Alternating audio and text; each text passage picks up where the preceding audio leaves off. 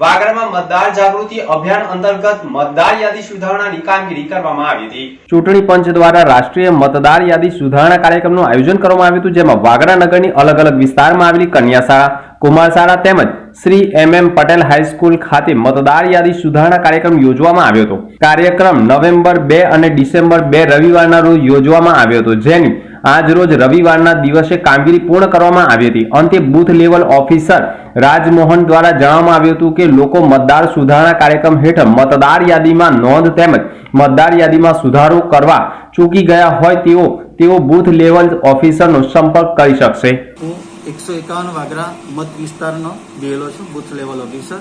સરકારશ્રીના આદેશ પ્રમાણે છેલ્લા 4 રવિવારથી અમે આ મતદાર યાદીની કામગીરી કરી રહ્યા છે। એની અંદર મતદાર સુધારણા, નવા ફોર્મ ભરવા એટલે કે form number 6, form number 7, form number 8 અને ફોર્મ નંબર 8ક અત્યારે અમારા આદેશ પ્રમાણે વધારે 18 અને 19 વર્ષના જે વય કક્ષા એટલે કે 2001 અને 2002માં જે જન્મેલા મતદારો હોય એના પર ફોકસ પાડીને ફોર્મ નંબર 6 ની માહિતી એકત્રિત કરવાની, એટલે ફોર્મ નંબર 6 વધારે ભરવાના છે, તો એની કામગીરી કરી રહ્યા છે। અને આજે છેલ્લો રવિવાર છે અને કદાચ કોઈક અરજદારને એવું થાય કે આ રવિવાર પતી ગયો એટલે આપણે હવે આવતા વર્ષે, તો ના, એવું નથી। અમે સર્વિસ કરીએ, ધારો કે હું વાગરા હાઈસ્કૂલમાં છું તો વાગરા હાઈસ્કૂલમાં પણ તમે રૂબરૂ આવી શકો, ફોન દ્વારા સંપર્ક કરીને તમે તમારા ડોક્યુમેન્ટ આપીને આ કાર્ય પૂર્ણ કરી શકો।